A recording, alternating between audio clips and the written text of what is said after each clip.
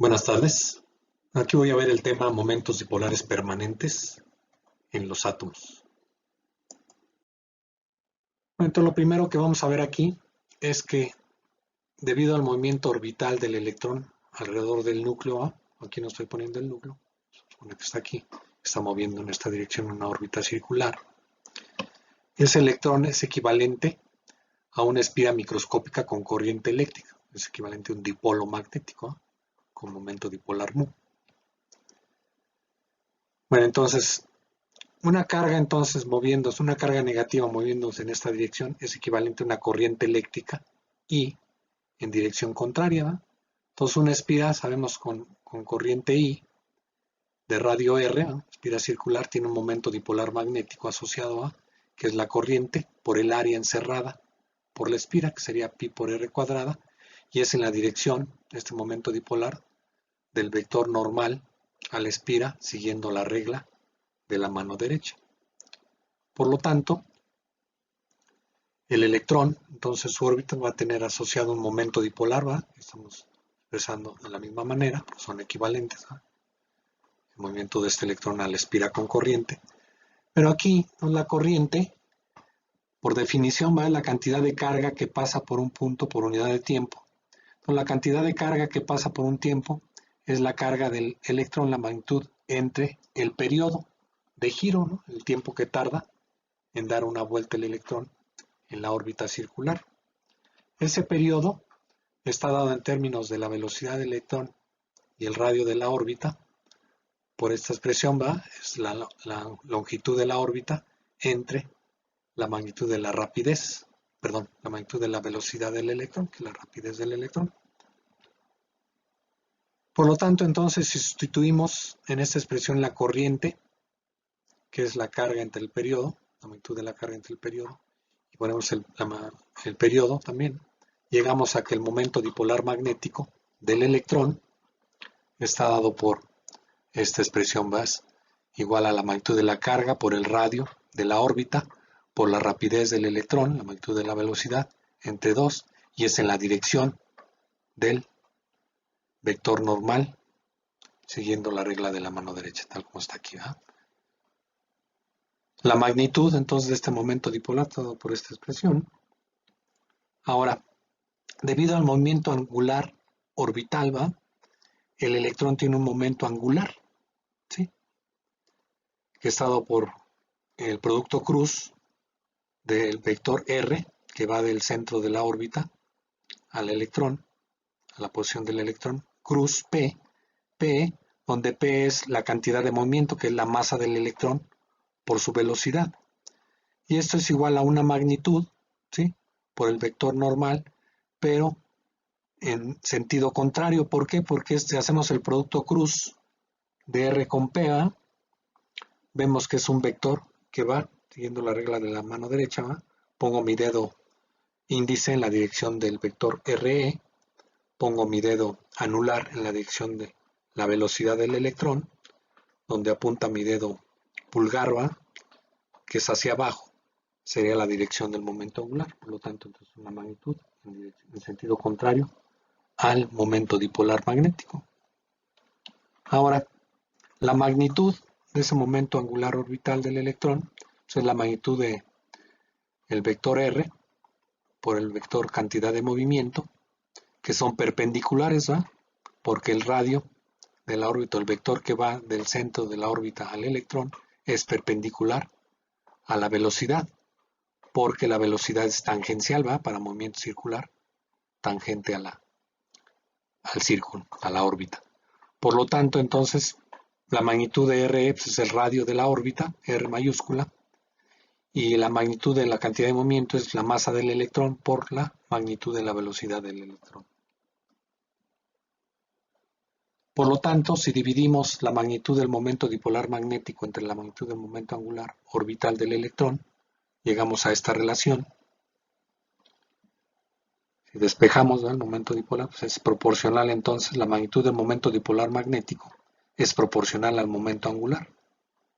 La magnitud del momento angular, ya como vector, entonces llegamos a la relación clásica entre el momento dipolar magnético, mu, del electrón y el momento angular orbital, que es esta, mu es menos E entre 2me, tiene que ver con la relación carga-masa del electrón y el momento angular orbital del electrón, y es en sentido contrario.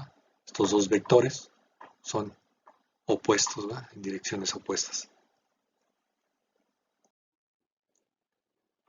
Bueno, esta relación clásica que encontramos entre el momento dipolar magnético del electrón y el momento angular orbital, suponiendo una órbita circular clásica,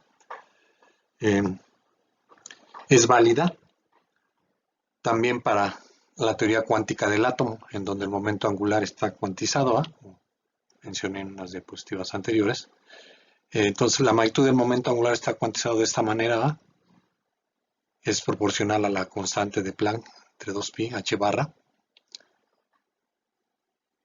y bueno, está caracterizada por el número cuántico L, de momento angular, que toma valores desde 0 hasta n-1, donde n es el número cuántico principal. La componente Z también está cuantizada de esta manera.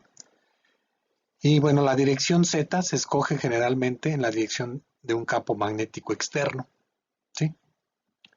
En principio es arbitrario, ¿no? Donde ponemos el eje Z, pero ya cuando estamos aplicando un campo magnético a los átomos, la materia, generalmente la dirección Z es la dirección del campo magnético, así aplicado.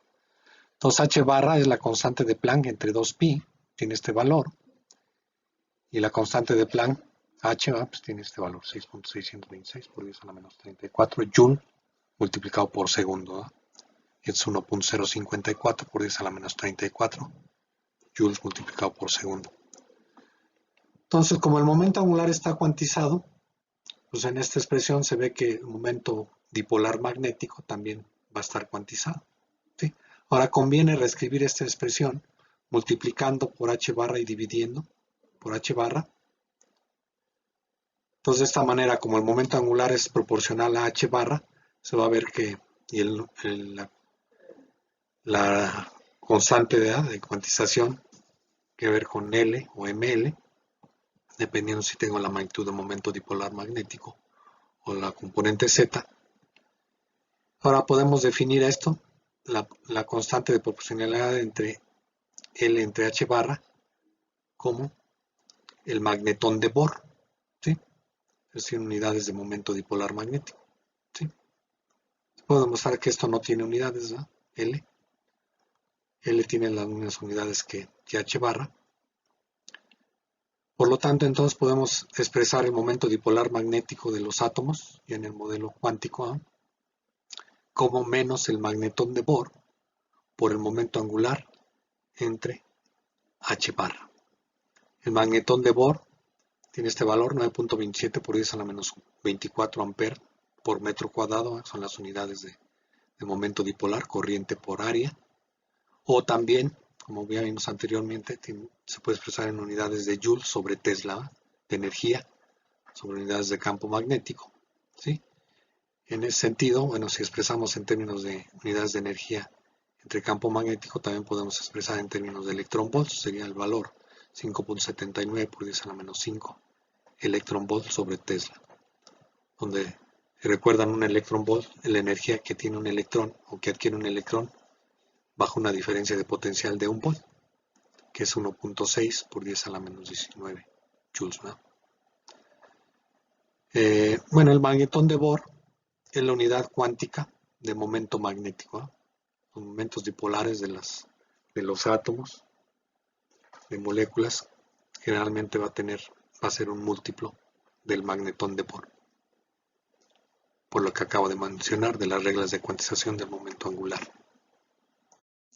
Bueno, el electrón, además de tener un momento angular orbital, tiene un momento angular de spin, por lo tanto va a tener asociado también un momento dipolar magnético debido a su spin. La relación entre el momento dipolar magnético debido al spin y el momento angular de spin es similar a la relación entre el momento dipolar magnético y el momento angular orbital, pero aquí hay un factor 2 que tiene que ver con unas cuestiones cuánticas, que es la razón giromagnética. del electrón. Por lo tanto, entonces, el momento dipolar magnético de spin del electrón lo podemos expresar como menos 2 veces el magnetón de Bohr por el momento angular de spin entre la constante h barra. ¿Sí? Como el momento angular de spin también está cuantizado, pues el momento magnético de spin estará cuantizado. La dirección z, generalmente es la dirección de un campo magnético externo y esa también va a estar cuantizada, ¿no? La componente z del momento angular. Por lo tanto, la componente z del momento dipolar magnético, ya metiendo la regla de cuantización del momento, la componente z del momento angular de spin, encontramos que la componente z, o el momento dipolar, perdón, en la componente z, solo puede tomar los valores igual al magnetón de Bohr o menos el magnetón de Bohr, ¿verdad? Se llama spin para arriba o spin para abajo, ¿sí? Bueno, muchas gracias. Aquí voy a dejar este video. Hasta luego.